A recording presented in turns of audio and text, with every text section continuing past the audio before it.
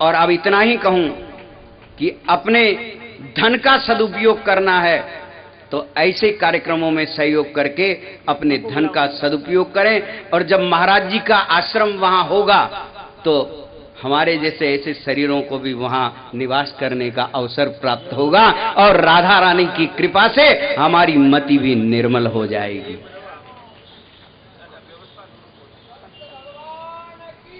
जय जय।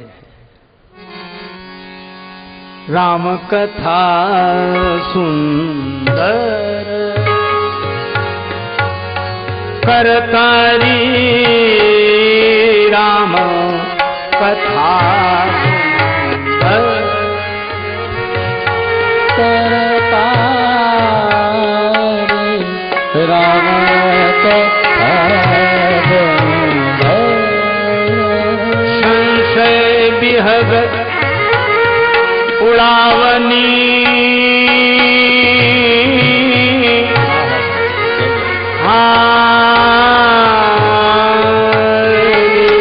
राम कथा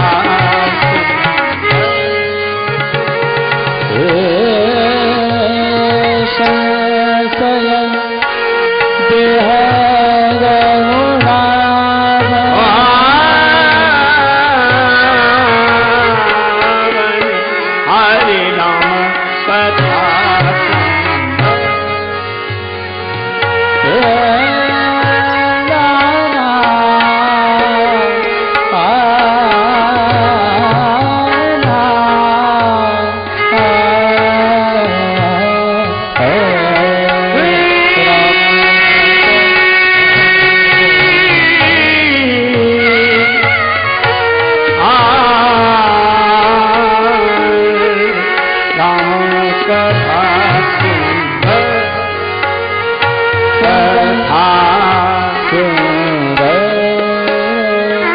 कथा सुंदर, कथा सुंदर, कथा सुंदर।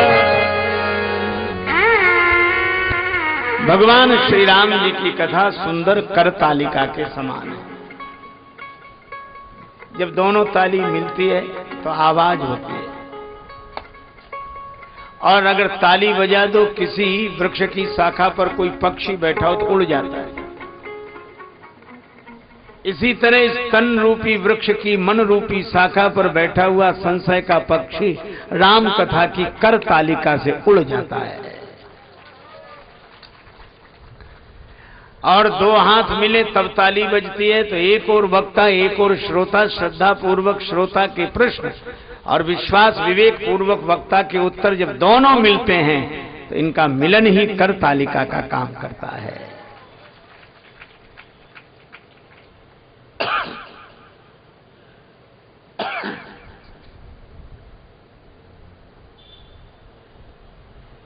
भगवान श्री राम श्री विश्वामित्र जी के आश्रम में राक्षसों को मिटाते हैं श्री लक्ष्मण जी के संग, लक्ष्मण जी के सहयोग से।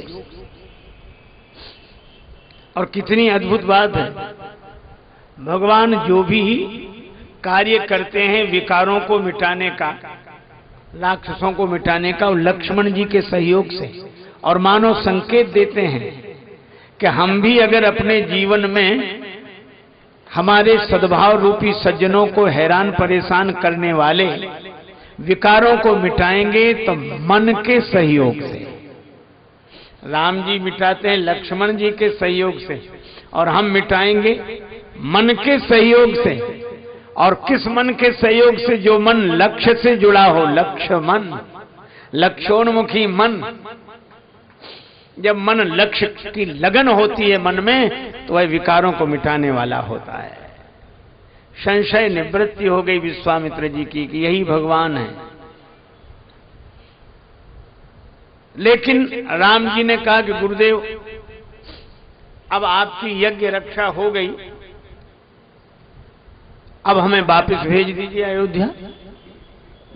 विश्वामित्र जी मुस्कुराए, अभी नहीं। तो आपका यज्ञ तो रक्षित हो गया? नहीं, अभी एक यज्ञ और बाकी है। कौन सा यज्ञ? धनुष यज्ञ सुनी रघुकुल नाथा,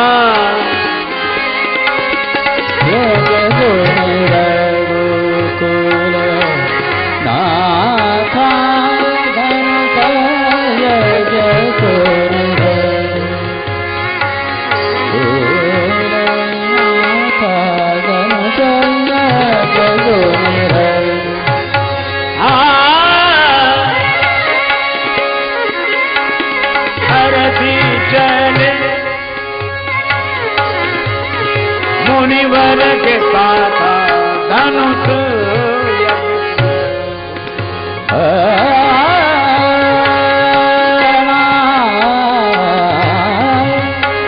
रघुकुल नाथा धनुष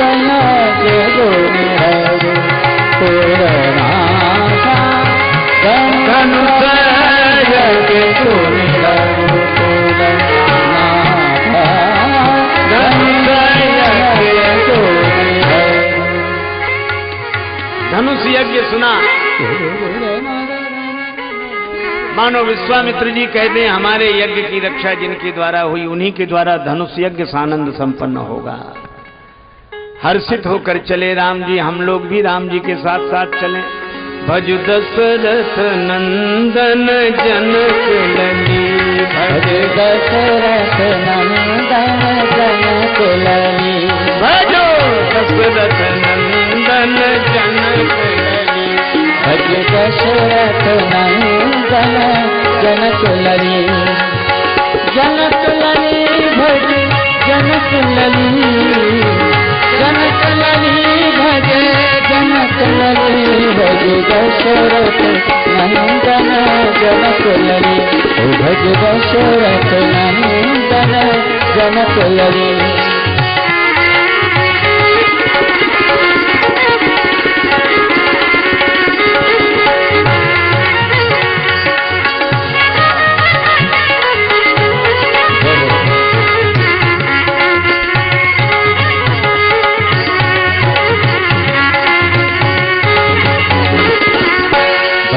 दशरथ नंदन जनक लली, भजो दशरथ नंदन जनक लली, भजो दशरथ नंदन जनक लली, दशरथ नंदन जनक लली।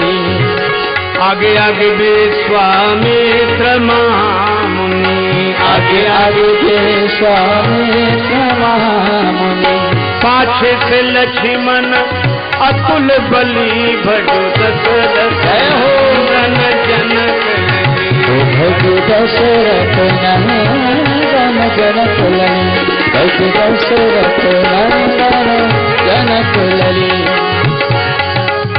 आश्रम एक दीख मग माही, आश्रम एक दीख मग माही, खग मृग जीव जंतु कहनाई, खग मृग जीव जंतु कहनाई।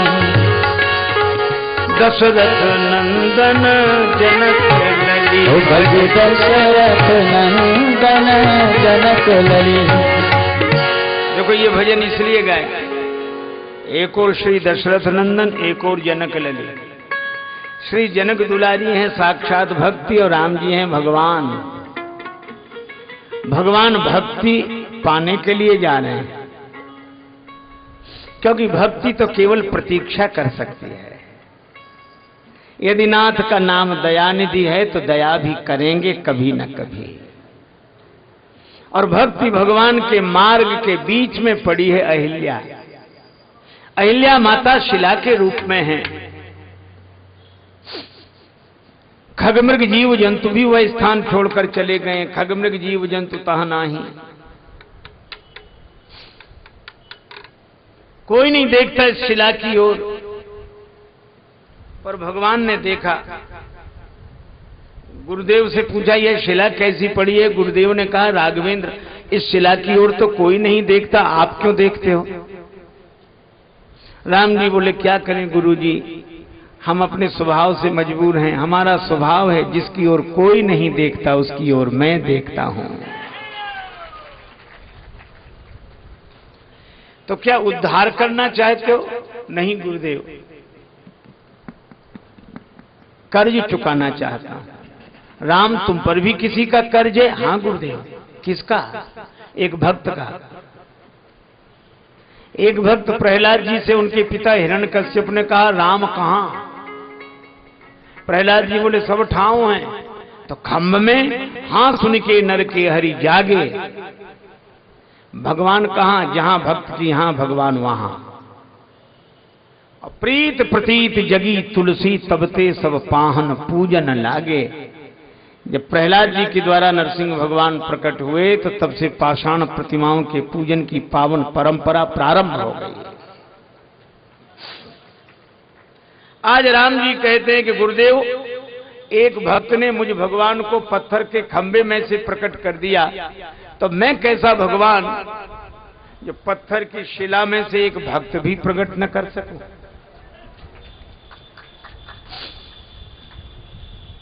भगवान का लेना देना चलता है। भगवान श्री कृष्ण से किसी ने कहा आपने द्रौपदी जी का चीर बढ़ा दिया, कहां से आया इतना चीर? भगवान ने कहा हमारे पास था ही नहीं, हम एक से लेते हैं दूसरे को दे देते हैं। हमने गोपियों का चीर चुरा लिया, द्रौपदी जी का चीर बढ़ा दिया। द्रौपदी जी ने थोड़ा सा वस्त्रखंड दिया, अनंत हो गया।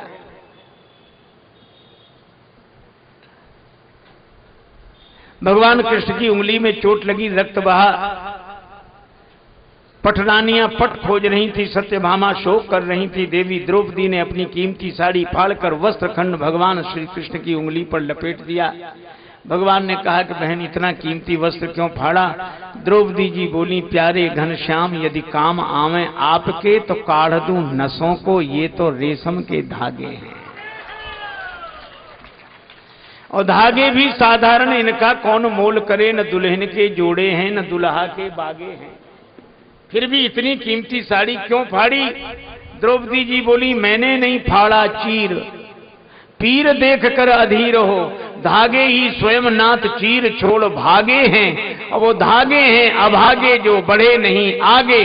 भाग उन्हीं के जागे जो उंगली पे लागे। भगवान ने कहा रहेगा याद यह दिन न जीवन में भुलाऊंगा, और समय पर देखना द्रौपदी तुम्हारे काम आऊंगा। और आए। सूरदास जी ने लिखा है, द्रौपद सुता निर्बल भई ता दिन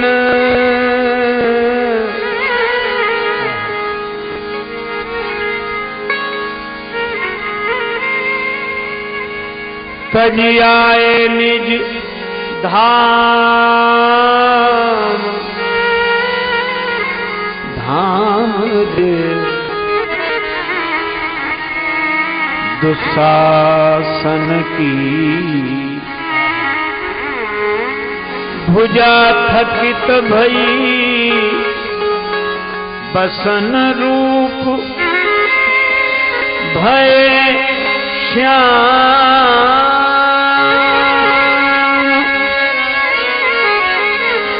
सुनेरी मैंने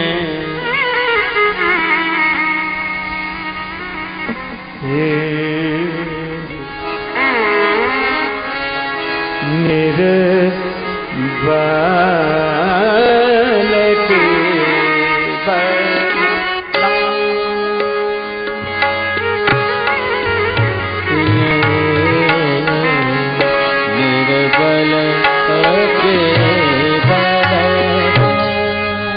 बलराम बलराम बलराम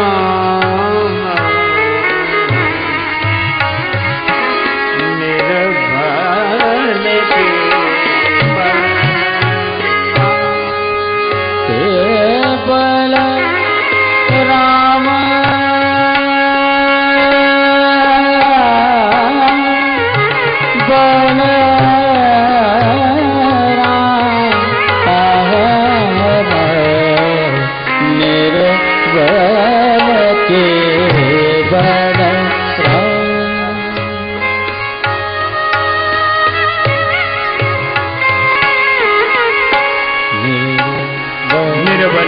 बलराम बलराम बलराम।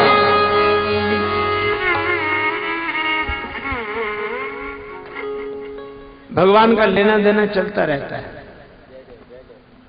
आज राम जी भी कहते हैं एक भक्त ने मुझ भगवान को प्रकट किया, मैं एक भक्त को प्रकट करूं।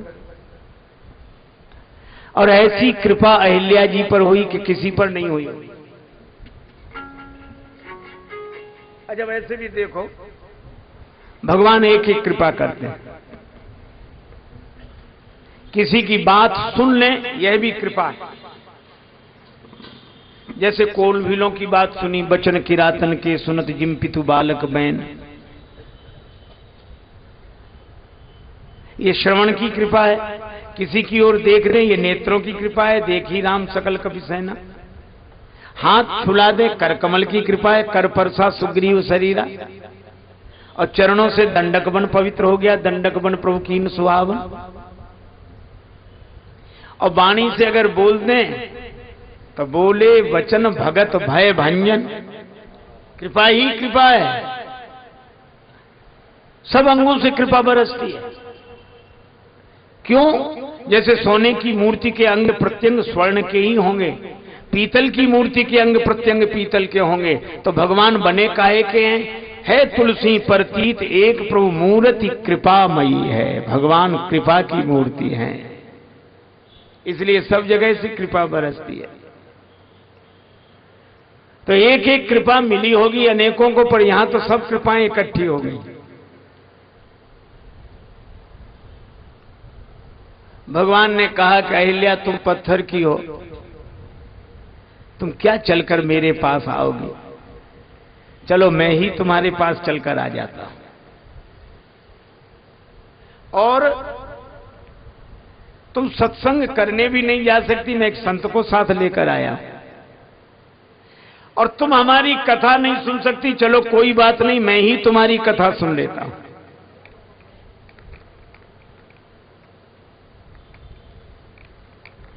देखी नयन की कृपा है, पूछा मुनि वाणी की कृपा है। कौन सी शिला?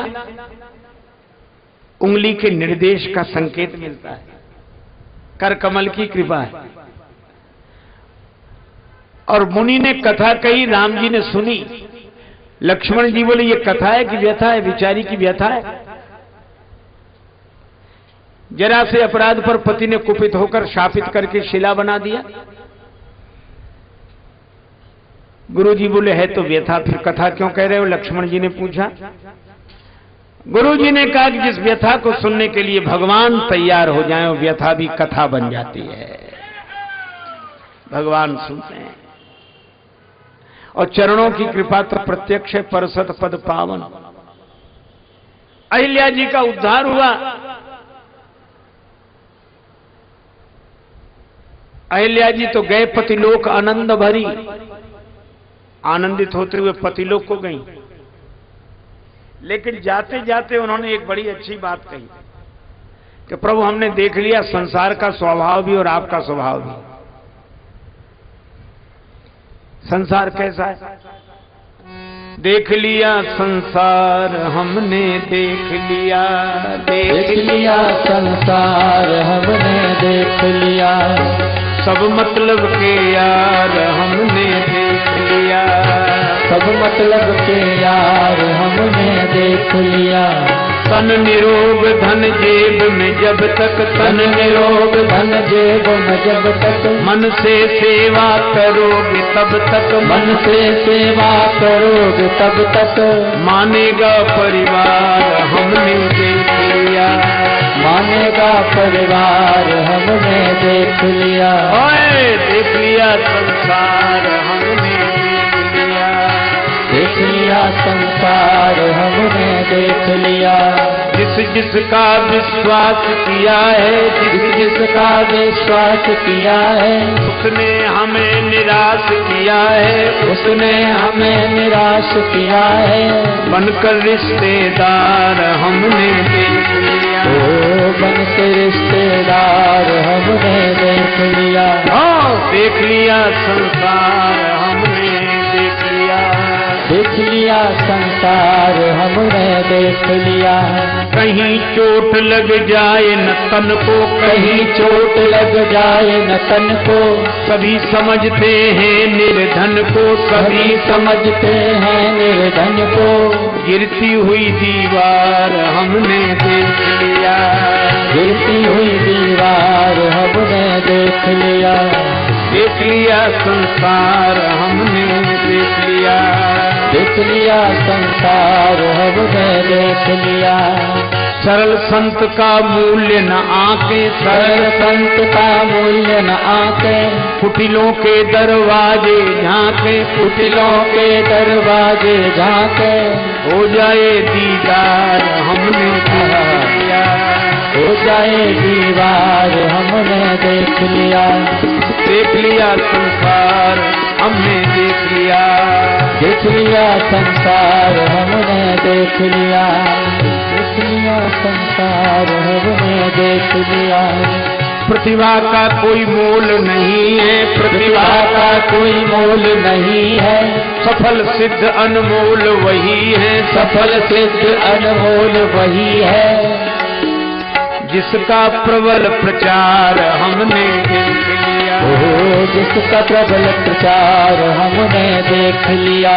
संतों का संदेश यही है, संतों का संदेश यही है, मूल मंत्र राजेश यही है, मूल मंत्र राजेश यही है, हरि सुमिरन है सार हमने देख लिया। हरि सुमिरन है सार हमने देख लिया। देख लिया संसार हमने देख लिया। देख लिया संसार हमने देख लिया। हमने देख लिया। हमने देख लिया।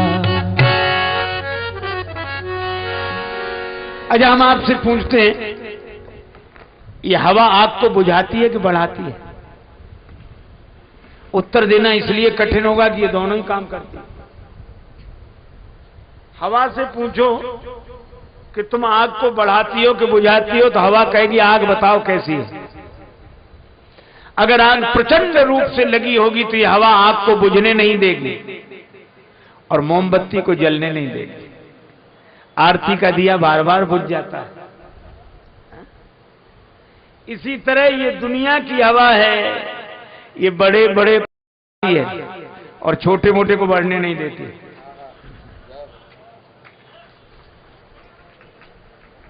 बड़ा अरे वाह, अरे क्या करना, अरे वाह वाह वाह, अरे वाह। और छोटा मोटा शुरुआत है, तुम कहाँ है? बुझाती है कि नहीं? वही काम बड़े करें तो बड़ी प्रशंसा। बड़ों बड़ों के प्रशंसक भी बड़े ही बड़े होते हैं। कई बार लोगों को लगता है कि ये हैं तो बड़े योग्य प्रतिभा वाले, सब ठीक है, लेकिन हमारे स्टेटस के नहीं है।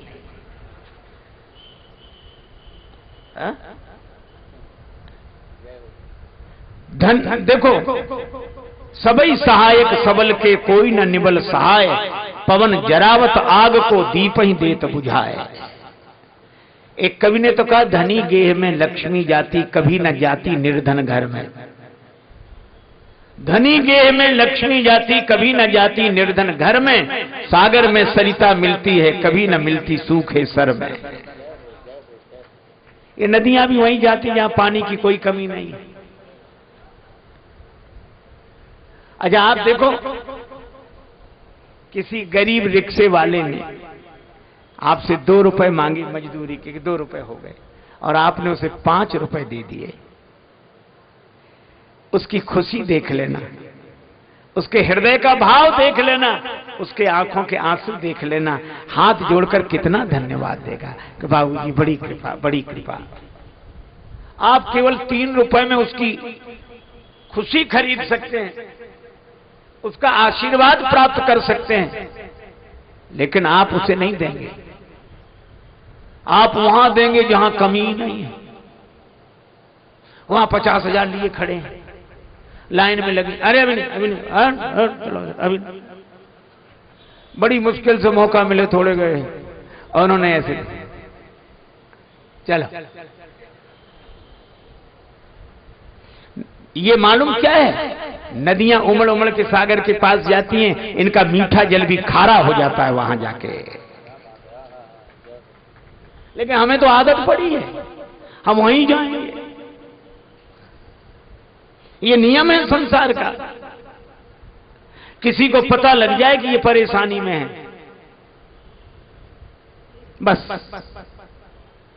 जो 20 भी देता होगा वो 2000 से ज्यादा नहीं देगा, 2000 देता होगा तो मना ही कर देगा, फिर फोन ही नहीं उठाएगा, पता है परेशान है। और जिनके पास पता हो कि इनके पास कोई कमी नहीं, वो खुद फोन कर ले लो हम देना चाहते हैं। ये हो रहा है आज, संसार का नियम है। अहिल्या माता ने कहा कि मैंने देखा आपका स्वभाव इनसे भिन्न है। कैसे? भगवान शंकर पर काम ने आक्रमण किया और मुझ पर भी काम ने आक्रमण किया। वहां आम की ओट से आक्रमण किया, हमारे जीवन में इंद्र की ओट से आक्रमण किया, पर मैं असहाय अबला पराजित होकर काम के द्वारा छली गई। पर भगवान शंकर ने काम को ही मिटा दिया। ऐसे समर्थ तो समर्थ है शंकर जी और असमर्थ हूं मैं, लेकिन उन समर्थ शंकर जी को क्या मिला और मुझ असमर्थ अबला को क्या मिला? समर्थ शंकर जी के सिर पर तो आपका चरणामृत और मेरे सिर पर तो आपने अपना चरण ही रख दिया। ऐसो को उदार जग माही,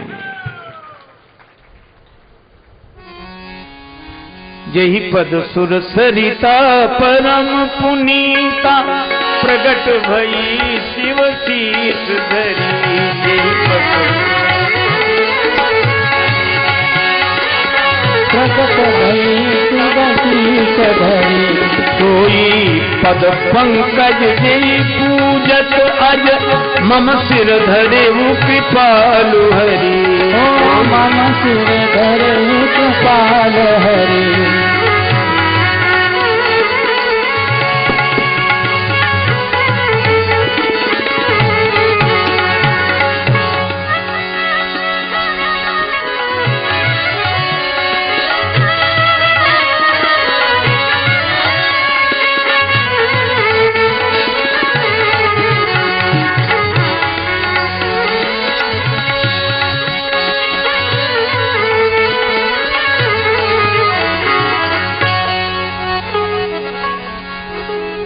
अहिल्या जी के लिए लिखा है गए पतिलोक आनंद भरी,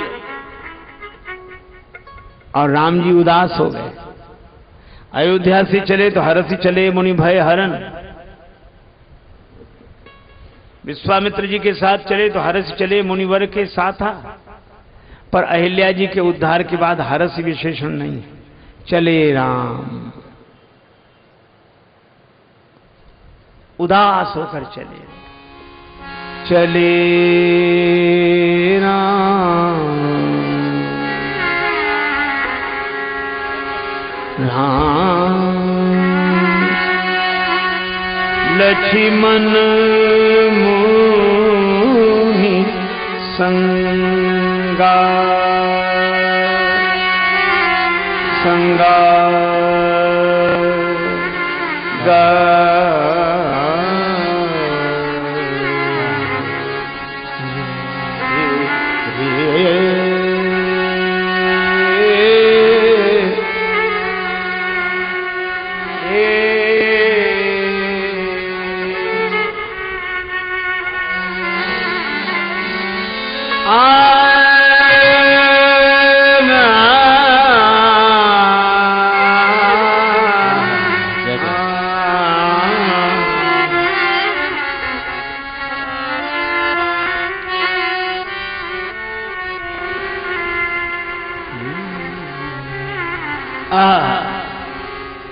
उदास क्यों? विनय पत्रिका में उत्तर है, शिला साप संताप विगत भई परसत पावन पांव, दई सुगति सोना हेरी हरस ही चरण छुए पछिताव, सुन सीतापति शील स्वभाव। भगवान को लगता है एक तो ऋषि पत्नी दूसरे ब्राह्मणी लीला बसी सही, मुझे चरण रखना पड़ा, ये पाप हो गया। हमारा तो कोई चरण न छुए तो लगता है बड़ा पापी है, और राम जी का चरण छू गया तो लगता है कि पाप।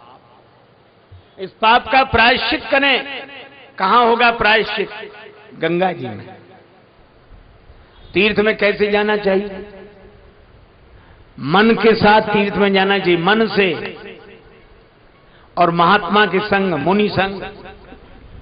भगवान यही करते हैं, चले राम लक्ष्मण मुनि संगा, मन और महात्मा के साथ। और तीर्थ का नियम है, महात्मा सुने मन पवित्र होगा, स्नान करे तन पवित्र होगा, दान दे धन पवित्र होगा।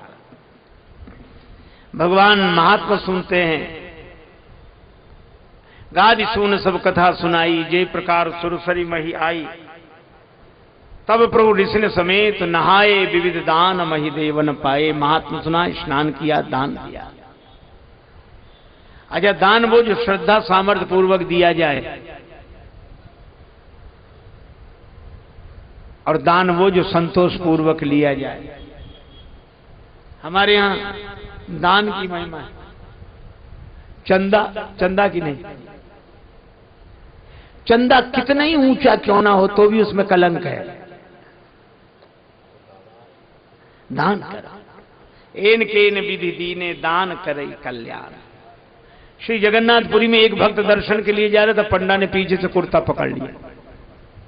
सिर्फ 100 रुपए में नजदीक से दर्शन, सिर्फ 100 रुपए में नजदीक से दर्शन, सिर्फ 100 रुपए में नजदीक से दर्शन, 100 रुपए। परेशान हो गया, जब उसे ज्यादा ही देखा तो उसने मुड़कर कहा, क्या बात है? तो पंडा बोला, सिर्फ 100 रुपए में नजदीक से दर्शन करा देंगे, सिर्फ 100 रुपए में नजदीक से दर्शन करा देंगे। तो वो क्या बोला, तुम हमें 50 रुपए दो, हम बिना दर्शन के चले जाएंगे। ला निकाल दे।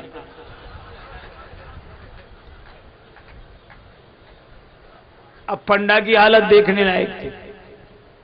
अरे भाई, विधि पूर्वक तीर्थ करें, और जब विधि पूर्वक तीर्थ किया, हरसी चले मुनि वृंद, चले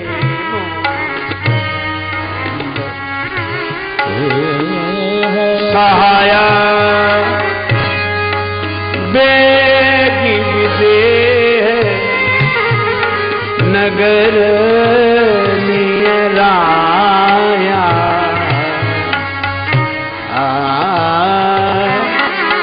हरसी चले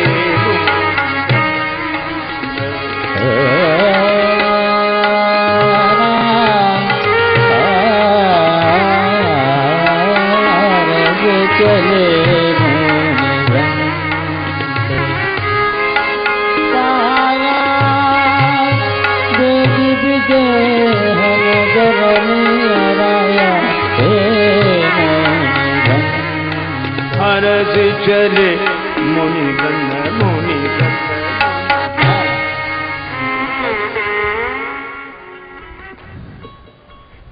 गंगा जी में स्नान किया, पाप का प्रायश्चित हुआ। भगवान के अनुसार वे विदेह नगरी में पधारे, अमराई में रुके। गुरु जी ने कहा, यहां रुकना ठीक है, गुरु जी की आज्ञा में क्या विचार करना। रुक गए। जनक जी को समाचार मिला, अपने पुरजन परिजनों के साथ आए, विश्वामित्र जी के चरणों में प्रणाम किया।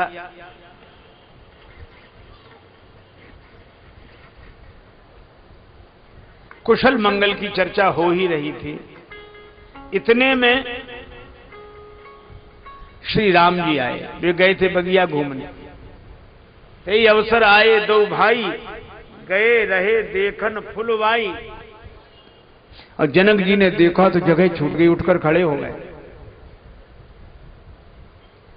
अरे, किसी तरुण के आने पर वृद्ध उठकर सम्मान करे, ये बात तो लौकिक शिष्टाचार के अनुरूप नहीं। भाई, अलौकिक सौंदर्य है। अच्छा, फिर हमें ये लगता है कि जनक जी उठकर खड़े हुए, जनक जी के साथ उनके प्रेमी जन परिजन भी तो बैठे कहां थे? जो जहां बैठा होगा वहीं से तो उठ जाएगा। ज्ञानी सदा ब्रह्म भाव में बैठता है। श्री कबीरदास जी कहते हैं, बैठे ठाणे परे उताने, कहें कबीर हम वही ठिकाने। लेकिन राम जी को देखा तो ब्रह्म भाव छूट गया। इन्हीं विलोकत अति अनुरागा, बरवस ब्रह्म सुखई मन। महाराज, ये कौन है? विश्वामित्र जी बोले, आप बताओ। जनक जी बोले, हमें तो लगता ब्रह्म। तो ये तो दो हैं, ब्रह्म एक है। कि ब्रह्म तो एक है पर उसके रूप दो हैं। अनेक रूप हो सकते हैं तो दो हो जाए तो कौन सा आश्चर्य है एक। लेकिन वो इंद्रियों का विषय नहीं है। जनक जी ने कहा कि जहां यह कहा गया है कोई ब्रह्म इंद्रियों का विषय नहीं है, उसका अर्थ है कि इंद्रियां ब्रह्म को विषय नहीं बना सकती, पर वह ब्रह्म चाहे वह तो इंद्रियों का विषय बन सकता है। जनक जी ने बाद में कहा, नयन विषय मोह कहां भयो, सो समस्त सुख मूल। विश्वामित्र जी ने लौकिक परिचय दिया। अवध नरेश महाराज दशरथ के पुत्र हैं। मैं अपनी यज्ञ रक्षा के लिए इन्हें लाया था, तो यज्ञ पूरा हुआ, मुनिराज जाग जयो। विश्वामित्र जी कहते, महाराज अनुभव आपके यहां भी तो यज्ञ है, अनुभव कर लेना। गीतावली में है यह, महाराज जाग जयो। विश्वामित्र जी कहते, महाराज अनुभव। अब विश्वामित्र जी को मुनि मंडली राम जी लक्ष्मण जी के संग जनक जी ले आए, पर ठहराएं कहां? ज्ञानियों का नगर है, और ज्ञानियों के नगर में सगुण साकार भगवान आ गए। तो वर्णन आता, सुंदर सदन में ठहराया। सुंदर सदन सुखद सब काला, तहां बास लय दीन भुवाला। लय कर दिया। ये निवास किसका है जिससे लिया? सिय निवास सुंदर सदन, शोभा किमी कही जा। श्री जानकी जी का निवास स्थल है यह सुंदर सदन। तो मानो जनक जी ने कहा कि सगुण भगवान आए हैं, तो भक्ति से प्रार्थना करें कि अपना भवन खाली कर। जानकी जी से कहा, इस भवन में भगवान ठहर जाएंगे। जानकी जी बोली, फिर मैं कहां ठहरूंगी? जनक जी बोले, बेटी तुम हमारे भवन में ठहर जाओ। और कितना बढ़िया संकेत है, जब भक्ति के भवन में भगवान ठहर जाएं और भक्ति हमारे भवन में ठहर जाए, यही जीवन की सार्थकता है। रुक तो गए, लेकिन लखन हृदय लालसा,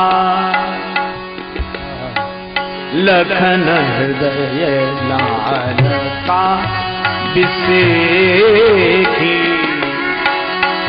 लालसा बिसेखी जाई जनकपुर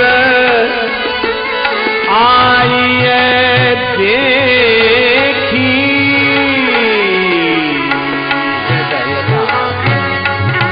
बिसेखी लखन हृदय लालसा, बिसेखी लखन हृदय लालसा।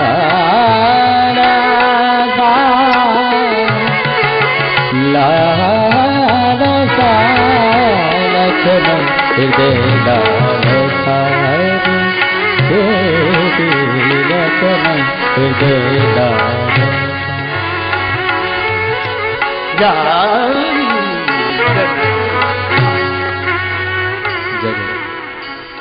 लक्ष्मण जी के हृदय में लालसा है, जाकर जनकपुर देखा। देखो भैया, राम जी लक्ष्मण जी के मन की बात जान गए। भक्त कहता नहीं है, भगवान बिना कहे समझ लेते। गुरु जी से बोले, नाथ लखनपुर देखना चाहिए। लक्ष्मण जी नगर देखना चाहते हैं। गुरु जी भी मुस्कुराए और उसी पंक्ति में पंक्ति जोड़ते हुए बोले, देखना चाहिए तो काहे ना कहां ही। जिन्हें देखना है वो क्यों नहीं कहते? महाराज आपका संकोच है इसलिए हम कहना। अच्छा अच्छा बताओ।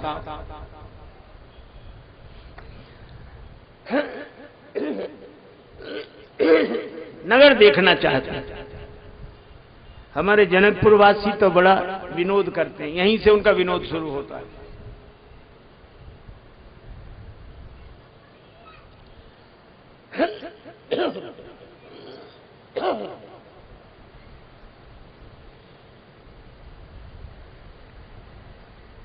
हमारे जो संचालक हैं आपको मिथिला के बड़े प्यारे प्यारे छंद सुनाते हैं। कवि तो सुनाते ना मिथिला के, बहुत बढ़िया। ये कवित्व जिनके लिखे हुए हैं वह हमारे बड़े अभिन्न हृदय पूज्य संत थे, श्री नारायण दास जी भक्तमाली जी महाराज। नारायण दास जी बड़े प्रेमी, हमारा उनका शुरू में बरसों साथ रहा। वो बड़ा विनोद करते हैं। यहीं से उनका व्यंग शुरू है, जनकपुर की ओर से। कहते हैं गुरु बाबा से आज्ञा मांगे जनक नगर दर्शन के।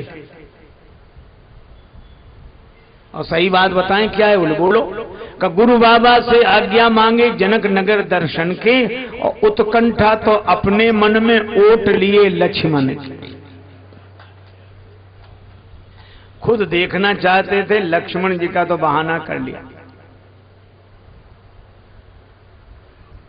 गुरु जी ने कहा महाराज जनक के अनेक सेवक घूम रहे हैं, 4 को बुला लेंगे, नगर दिखा लाएंगे। कहा आज्ञा हो तो हम दिखा लाएं।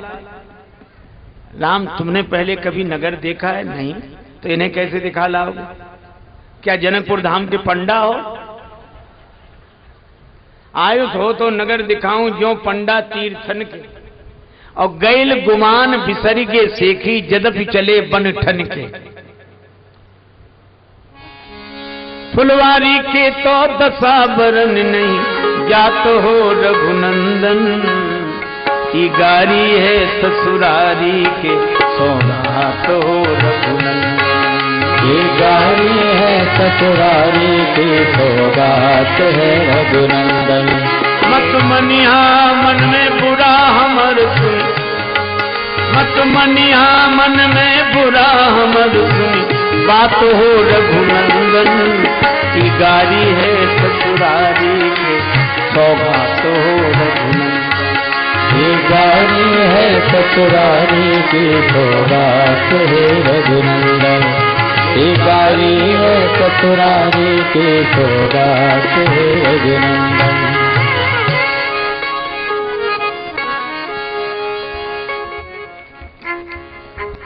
राम जी ने कहा गुरुदेव हम तीसरा काम करेंगे। पता नहीं कब तक जनक जी के सेवक नगर दिखाते रहें, कब तक लक्ष्मण जी नगर देखते रहें। अगर हम साथ रहेंगे तो नगर दिखाए तुरंत ले आओ, जल्दी लौटा लाओ। मन के साथ भगवान रहें तभी ये लौटकर गुरु की शरण में आता है। विश्वामित्र जी बोले जाओ जाओ तुम दोनों ही जाओ, मैं समझ गया लक्ष्मण नगर देखे बिना नहीं रह सकते, और राम तुम लक्ष्मण को देखे बिना नहीं रह सकते। जहां जहां बछड़ा चले तहां चली जावे गैया, और कह दादू जहां चले संत जन तहां तहां जाए रमैया। भक्त और भगवान का ऐसा ही संबंध है। देखो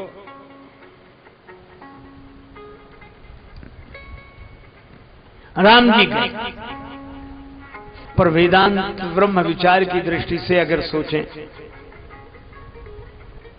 राम जी हैं ही लक्ष्मण जी।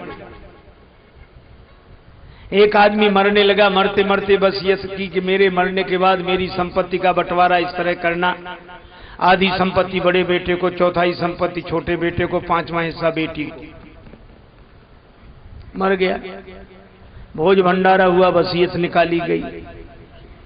पंच आए बंटवारा करने के लिए, बड़े बड़े समझदार पंच थे। का संपत्ति क्या छोड़ी? का 19 ऊंट करो बाधे, फिर चौथा हिस्सा, 5वां हिस्सा, और 19 वो भी ऊंट। लोगों ने कहा कि बेचकर पैसा बांट दो। परिवार वाले बोले नहीं, जो लिखा है वही। मुश्किल हो गई। राजस्थान की किसी क्षेत्र की शायद घटना रही हो। एक ऊंट वाला अपने ऊंट पे बैठ के निकला, उसने 19 ऊंट खड़े देखे, पूछा क्या मामला है। पूरी बात सुनकर बोला मरने वाला हमारा मित्र था, आज उसकी बात अटक गई है तो मेरी अटक गई, मैं अपना ऊंट दान देता हूं। तो कितने हो गए? 20। बंटवारा करो। पंच बोले अब तो आसानी से बंटवारा कर देंगे। कहा कैसे? बोले 20 के आधे 10 बड़े बेटे को दो, और चौथा हिस्सा 5 छोटे बेटे को दो, 10 5 15, और 5वां हिस्सा बेटी को। 20 का 5वां हिस्सा 4 बेटी को दे दो, 10 5 15 4 19। 20 में ऊंट वाला बोला हमारा, हमको दे दो, तुम्हारा बंटवारा नहीं हो रहा था सो हो गया है। अब आप देखो 20वां बटा भी नहीं और 20वें के बिना बंटवारा हुआ भी नहीं। इसका अर्थ है जिसके द्वारा सब होता है वह कुछ नहीं होता है, सबन से न्यारा। ये 20वां है कौन? पहले ये देखो 19 कौन है? 5 तत्व का शरीर, 5 कर्मेंद्रियां, 5 ज्ञानेंद्रियां, 4 अंतःकरण, मन बुद्धि चित्त अहंकार, पूरे 19 है। और 20वां सबकर परम प्रकाशक जोई, राम अनादि अवधपति सोई। राम जी है और वो 20वें के बिना बंटवारा होता नहीं और 20वां बंटता नहीं। अविगति की गति कहत ना आवे। तो दिखाई देने वाले को देखेंगे लक्ष्मण और देखने वाले को जो देखेगा वे हैं श्री राम। भगवान देख रहे हैं, हम देख रहे हैं, दिखने वाले को देखते हैं, देखने वाले को देखते हैं और देखने वाला दिखने वाले को देखता है। हमारी चेतना संयोग से देखने वाले में ठहर गई है, पर हम दिखने वाले को देखने वाले में चेतना ठहर गई है, जबकि चेतना ठहरनी चाहिए देखने वाले को देखने वाले में। राम जी आए, दौड़ पड़े नगरवासी, धाये धाम काम सब त्यागी, मनहु रंक निधि लूटन लागी।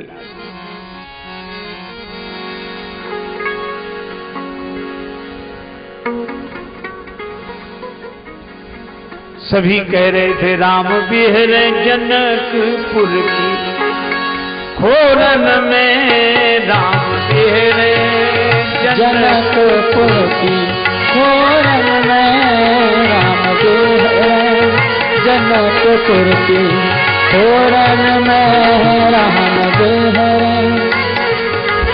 घूमती युवती झांके झरोखन में, राम बिहरे जनकपुर की खोरन में, राम बिहरे जनकपुर की खोरन में, राम बिहरे। नारी वृद्धा असीसे मनाने लगी,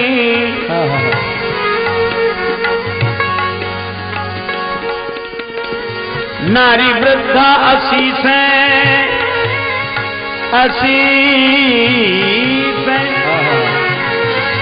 सुनाने लगी, कोई मन में मनौती मनाने लगी। केती केती तरुणी लगी तृण तोलन में, बिहरे जनकपुर की खोरन में, राम बिहरे जनकपुर की खोरन में, राम बिहरे।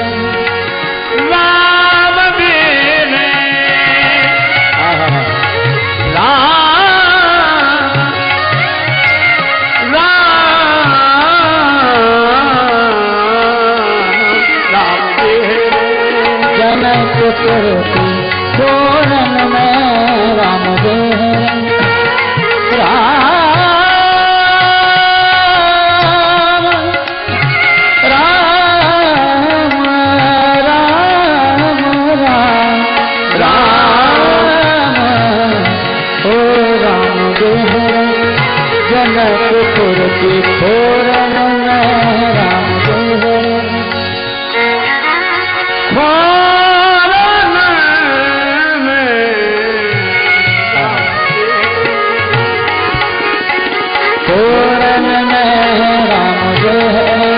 जनकपुर की खोरन में, राम बिहरे। सांवले गोरे सुंदर तो सुकुमार है,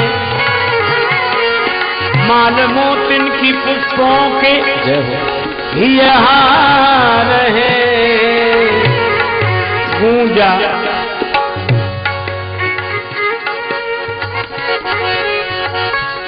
ले सुगंधी सुबायु विनीत बही, पुष्प वर्षा से मिथिला की पूरी मही, गूंजा आकाश गूंजा आकाश जय जय के सोरन में, जय जय के सोरन में राम जय, जनकपुर की सोरन में राम जय, जनकपुर की सोरन में राम जय। मिथिला की देवियों ने देखा, कहने लगी सोने को गुमान गयो गोरे को, बिलोक सखी सांवरे को, देख नील कमल लजाए हैं। भूपति राजेश मिथिलेश के बुलाई बेपे, युगल कुमार संग कौशिक जू लाए हैं। हेरत हजारन के हीरा हरन किए, लाखन के लोचन चितई के चुराए हैं। और दौरी दौरी मिथिला की आली कहें, आपस में चित्त को समारोरी पुरी में चोर आए हैं।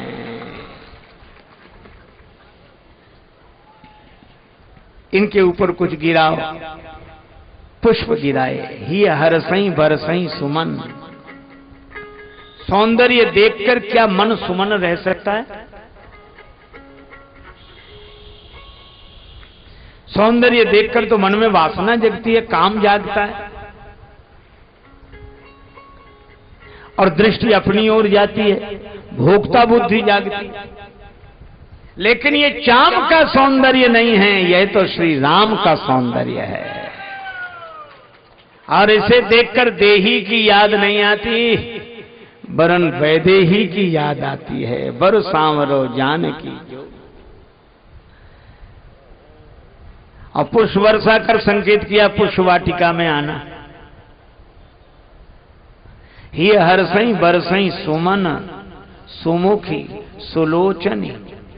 अरे इनका मन सुमन है, जिस मुख से भगवान की चर्चा हो तो सुमुखी है, जो नेत्र भगवान को देखें भी सुलोचनी है। जहां जहां बंधु दो तहां तहां परमानंद।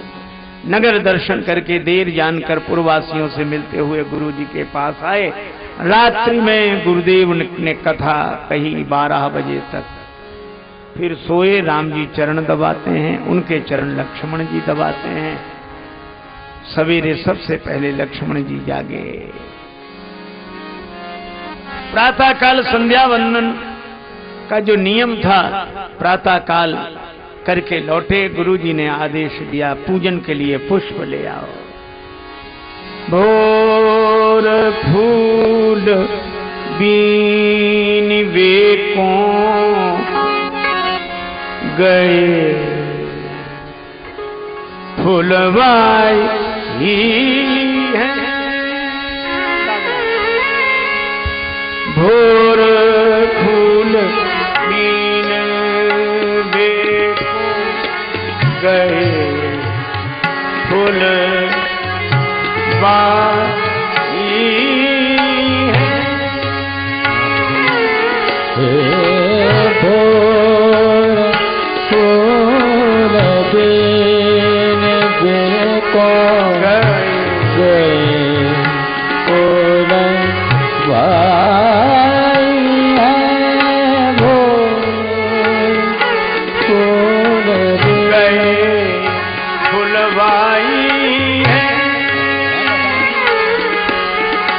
गए